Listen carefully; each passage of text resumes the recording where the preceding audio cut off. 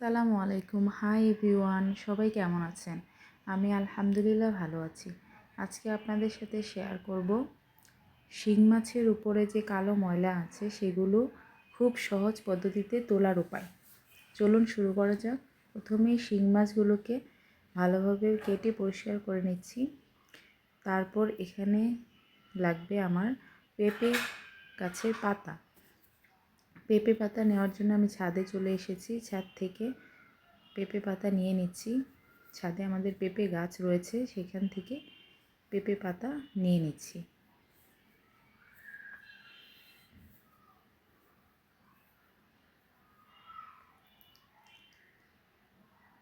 মাছ আমার পরিষ্কার করা হয়ে গিয়েছে। এখন আমি মাছের উপরে পেঁপে পাতাগুলোকে কুচি কুচি করে দিয়ে দিচ্ছি।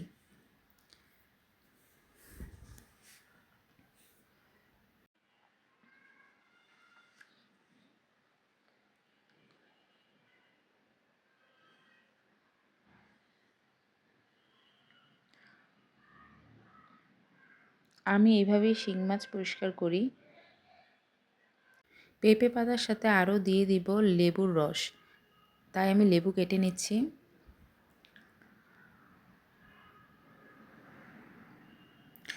লেবুর রস দিয়ে দিচ্ছি।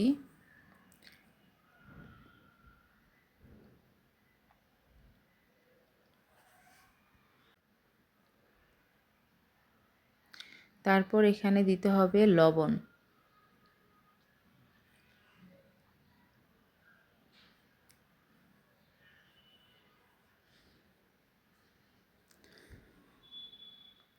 দিয়ে ভালোভাবে এখন শুধু মাখতে হবে। মেখে মেখে পাতাগুলো যখন একদম নরম হয়ে যাবে এবং পাতা থেকে রস বের হয়ে মাছের সাথে মিলিয়ে যাবে, একটা পর্যায়ে দেখতে পাবেন মাছ থেকে কালো ময়লা উঠতে শুরু করেছে এবং এভাবে মাখতে মাখতে মাছগুলো সাদা হয়ে যাবে। আমি এইভাবেই শিং মাছ পরিষ্কার করি এবং এটা খুবই সহজ একটি পদ্ধতি।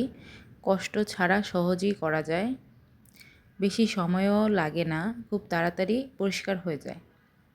আপনারা একবার ট্রাই করে দেখতে পারেন।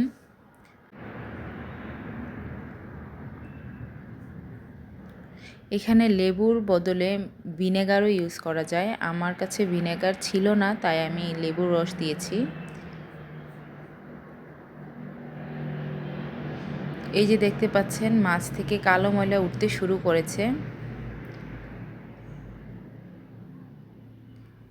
এইভাবে প্রায় যতক্ষণ না কালো ময়লা উঠে যাচ্ছে ততক্ষণ আমি মাখতে থাকব।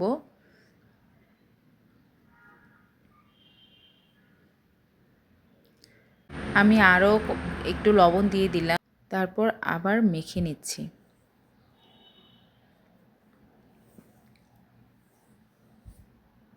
উপর থেকে কালো ময়লা প্রায় উঠে গিয়েছে। এখন আমি মাছগুলোকে ধুয়ে নিব, তারপর দেখাচ্ছি মাছগুলো কতটুকু পরিষ্কার হয়েছে।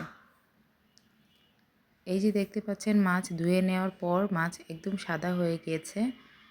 এইভাবে খুব সহজেই ঘরে শিং মাছ পরিষ্কার করে নেওয়া যায়। এইভাবে একবার ট্রাই করে দেখতে পারেন। আমি তো এইভাবেই করি। দেখা হবে নেক্সট কোনো ভিডিওতে। আল্লাহ হাফেজ।